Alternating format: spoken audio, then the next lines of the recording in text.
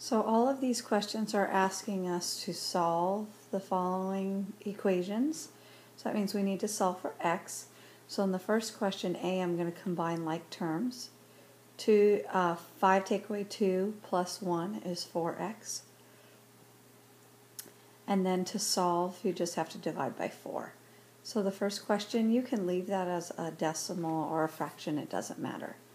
And the next one, I'm going to go ahead and distribute first. And when I do that, you notice on the right-hand side I combine like terms also. So I have 3x minus 3 equals 5x minus 3.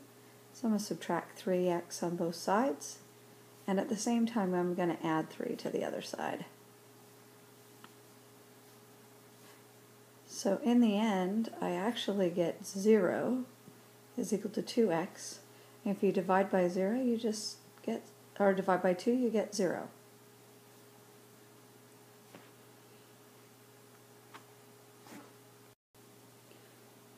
In C, I combine these two like terms, so I get 2x minus 2 equals 7 minus x. I'm going to add x to both sides. So I get 3x minus 2 equals 7. Add the 2 to the other side. So I end up with 3x equals 9. So for C, x is equal to 3. In both D and F, we have to cross multiply. So notice we have to cross multiply here, and the same thing in F. In F we have to distribute. In D I'm just going to use a calculator real quickly. In E all we have to do is distribute. So I get 6 minus 3x is equal to 10x minus 35 plus 2. So I'm going to combine like terms on the right. I get 10x minus 33 is equal to 6 minus 3x. And then I'm going to bring the x's to the other side and solve. When I do that, I get 39 equals 13x. So in the end, for E, x is equal to 3. And in the very last one, we just need to distribute both sides when we're cross multiplying. So my original setup would be 8x plus 2, and that's multiplying these two. And then distribute the other side, I get 3x minus 15. I'm then going to bring the 3x to the other side. I get 5x, I bring the 2 over. So the final answer is a fraction. You can leave it like that. It's negative 17 over 5. To solve this first question for x, the first thing we need to do is we need to factor it. So hopefully your teachers all last year taught you how to factor this. I'm going to break down x squared into x and x. There are two ways to get 8, either 2 and 4 or 8 and 1. And the factors that'll give me a 7 are 8 and 1. So those are the ones I'm going to use. I have an 8 here and a 1. It says negative 7. So that means the 8 needs to be negative and the 1 is positive. And then the last part, since we're solving, we have to say what x equals, and there are two answers. X is equal to positive 8 for this first parentheses, and x is equal to negative 1 for the second. For part B, your teachers taught you several ways last year. Some might have taught you to do grouping, where you multiply the 2 and the 3 and you get a 6, and then you break it down to give you a 7, which is a 6 and a 1. And I'm going to do it that way.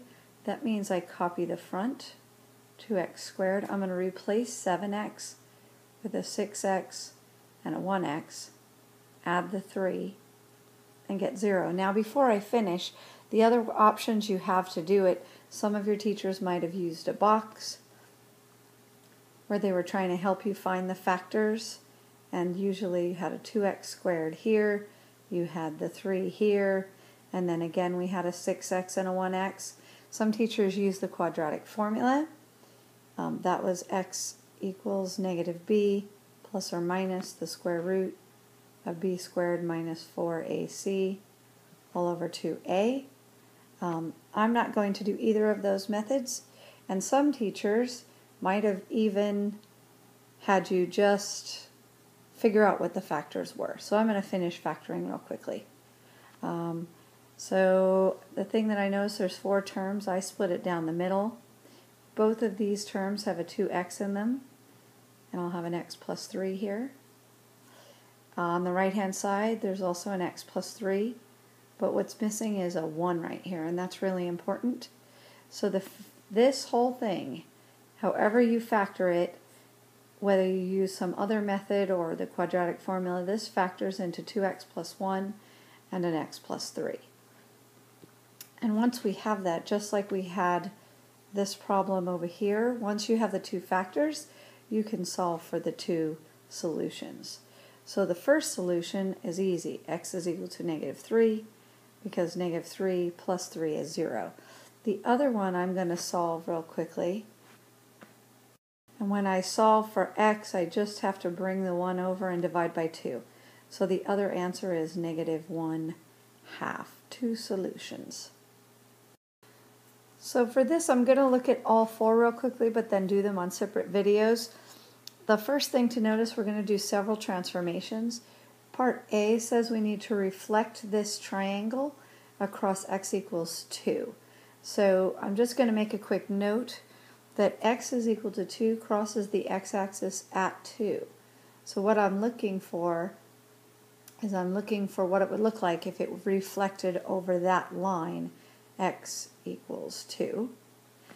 For the next one, and I'll do that on the next video, they are asking us to rotate the figure 90 degrees clockwise about the point -1, -1. Well, first of all, the point -1, -1's there.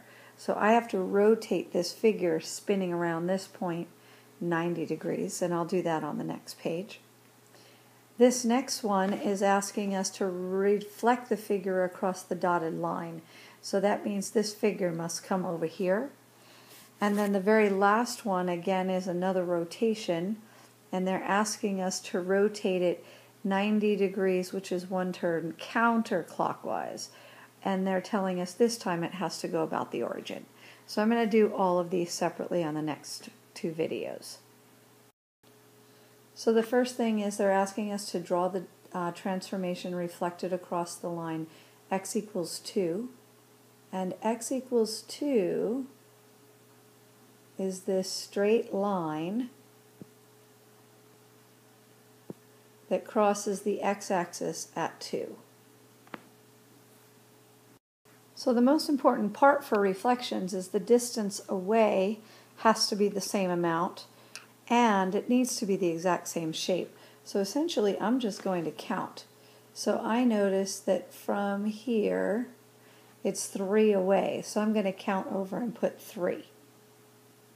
When you do that, that's where the point would be approximately.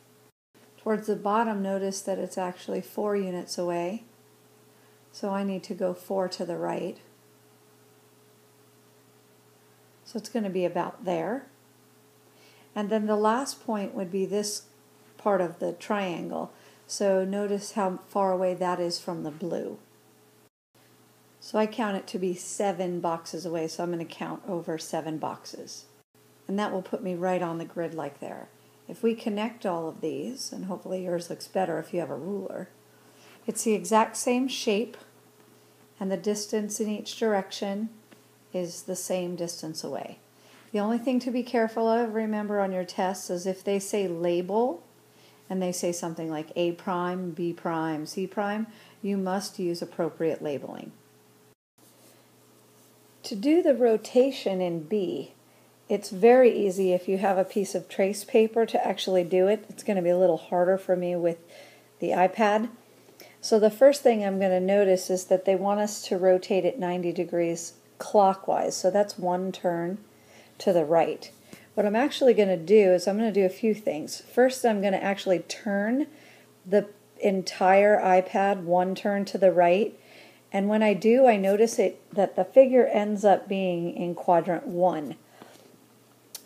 Right now it's in quadrant 2. So then the other thing I'm going to do is I'm going to count the distance from, say, this corner point right here to the actual point, and then I'm going to regraph it. If you have trace paper, the best thing to do is to trace the actual figure, trace that point, -1, -1, put your pencil on the point, and then rotate it. So I'm going to go ahead and try and draw what the figure would look like.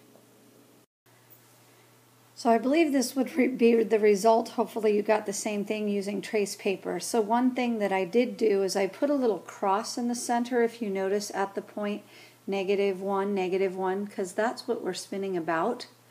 So this is where you would put your point, the center, and then spin it around. And then the shape I got on the right is as close as I can make it to what I believe it would look like if you rotated 90 degrees clockwise. Hopefully you can confirm that with trace paper.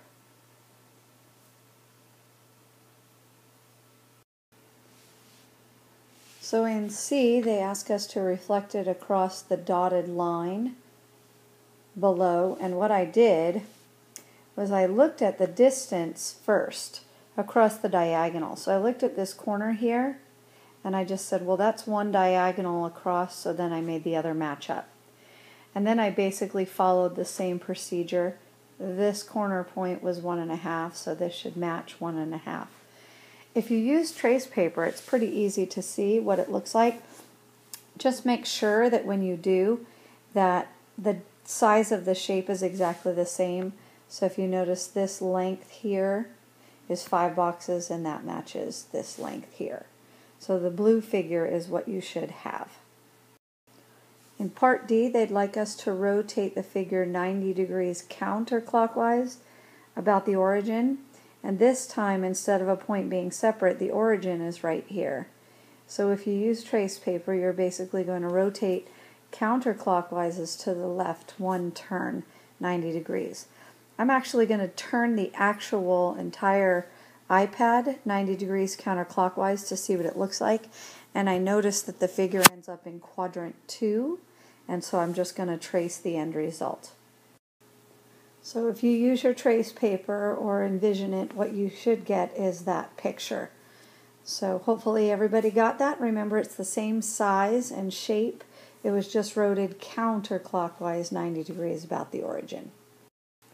In question number 4, they're asking us to graph a line. The first thing I'm going to do is I'm going to get it into the form y equals mx plus b. So I'm going to add x to this side here. I get 3y is equal to x plus 12.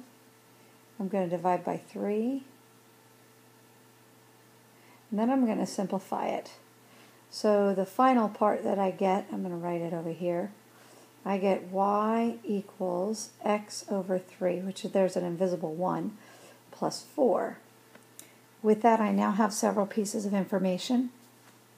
They asked me for the slope, and the slope is the number right in front of x, so the slope is 1 over 3.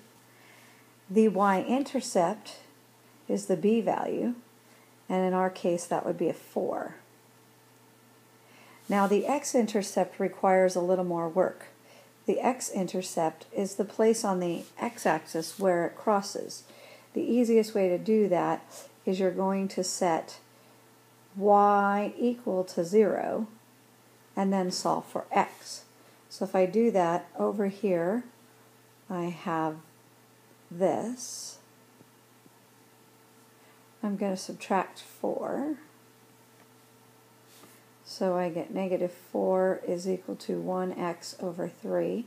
I'm going to multiply both sides by 3 to get rid of that. So I get x is equal to -12, and that's where it crosses on the x-axis. So this would be a -12 right here. To graph, essentially, I'm going to start at the y-intercept. So I'm going to start up at +4. Which is about right there.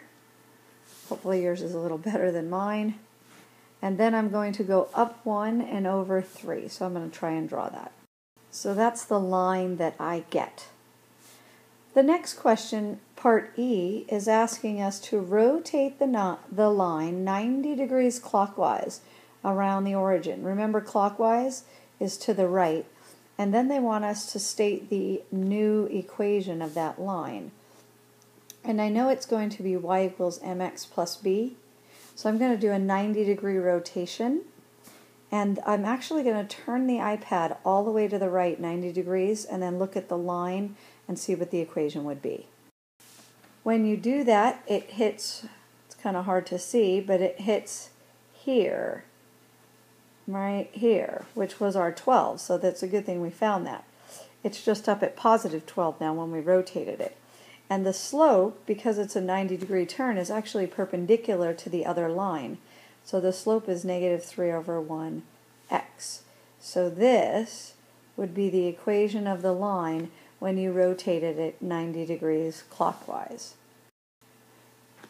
This is another translation. It says to translate the figure using the following rule, which essentially adding 4 in the x direction is basically going to the right 4 units. And then minus 6 in the y direction would be down 6. So I'm going to take the entire triangle. I'm going to move each vertices 4 to the right. I'm going to go down 6 and then I'm going to relabel it. That's the figure that you should get when you move the entire thing, and those are the labels. And the last thing it's asking us is for the coordinates of b prime, our new b. So I'm just going to look at the origin, and it looks like I went 4 from there to the right, and then down 3 more. So 4 comma negative 3 would be the coordinates of the new point. This question number 6 asks us to find the perimeter and area of the figure. So the first thing I need to do is find the missing pieces. I notice that this length is 6. It should say that these are right angles, but that would also have to be 6 if everything lined up correctly. This total distance from here to here is 8. If this is 4, now be careful, the other part is not 4 because this middle part is a 1. So that's a total of 5. So that forced this distance here to be 3. If they told us that this part here was 1, and this looks like it's a right angle also, that should be 1. So to find the perimeter, I'm going to add up all of the sides as if it's the distance around some sort of farm or something like that where you're finding the fence distance. When I do that, unless I made a mistake, I get a perimeter of 30. Make sure you put that in the correct location because you don't want to confuse it with your area answer.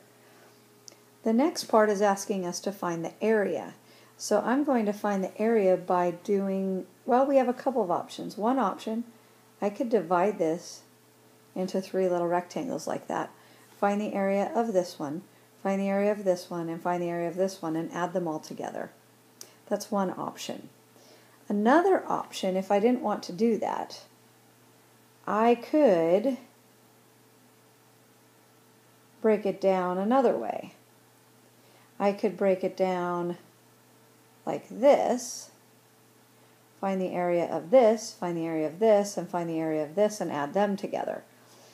I think, honestly, the easiest way is to find the area of the whole thing and just subtract this little piece right here, because that's the only part that's missing, and that area is 1. I don't really care how you get the answer. If you want to break it down into 3 rectangles, that's fine. I noticed that this big shape is a rectangle that's 6 by 8, so that would be the entire thing.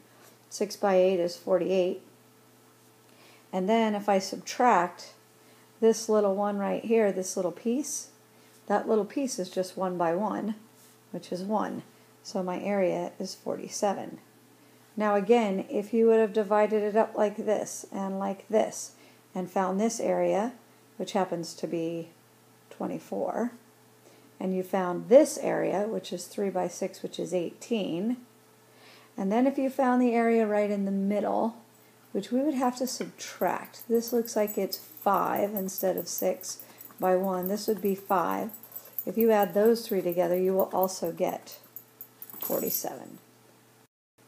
This question is asking us to graph this picture, which hopefully you learned from last year that anything that's squared like that has a squared, is going to look like a parabola, and this one's going down.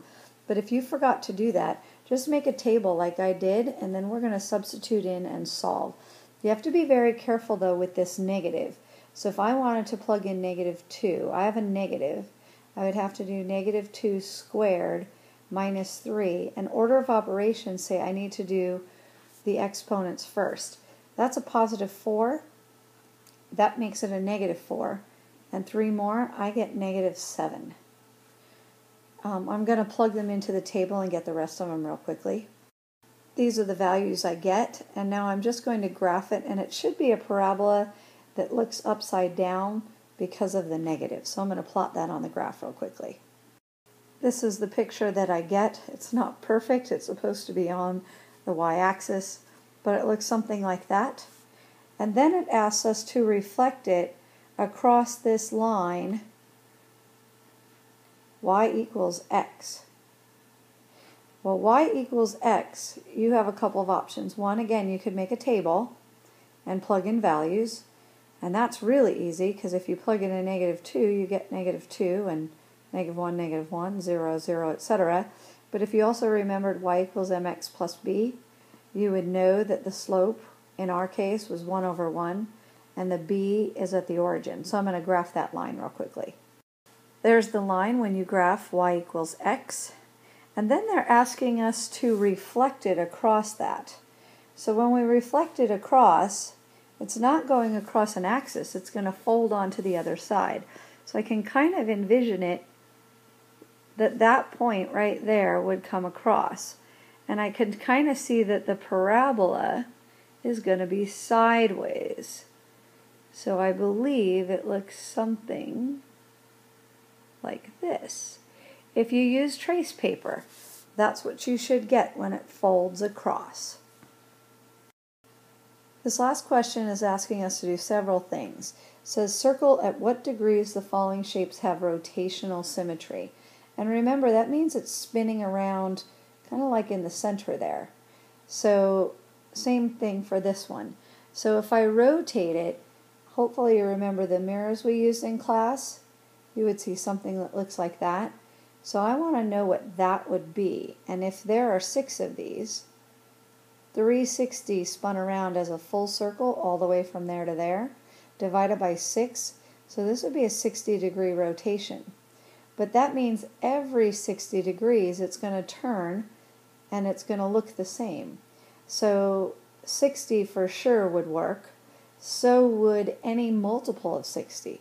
So if I listed those out real quickly, 60, 120, 180, add 60 more, or do 60 times 4 is 240, which is this one, and 300 would be another one. So those are the 3 that would have rotational symmetry for that one. And in the second question, the one on the right, they're asking us to also find rotation symmetry. Hopefully you can see yourself that if you turn it to the right 90 degrees, it will not be the same. If you rotate it 180 though, halfway around, it will look the same, and 360 works for everything. So then the only other question is, what is 540? Well, I'm just going to figure out how much a full circle is and subtract from that real quickly. And when you do, you get 180. So 540 degrees would be spinning around a whole circle and then spinning around 180 more. So that would be turning this like 3 times. Well, it would still look the same. So 540 does work for this one. And then the last part is to draw on the lines of symmetry, and I'm going to go ahead and do that real quickly for you. The first one has 6 lines of symmetry. I'm going to draw those in a second. And then the second figure has 2 lines of symmetry. So while it's not perfect, hopefully you can see that this first hexagon figure has 6 lines of symmetry, not just 3. And this shape over here, this figure has 2 lines of symmetry, one vertical and one horizontal. So the one in the middle and the one in the middle.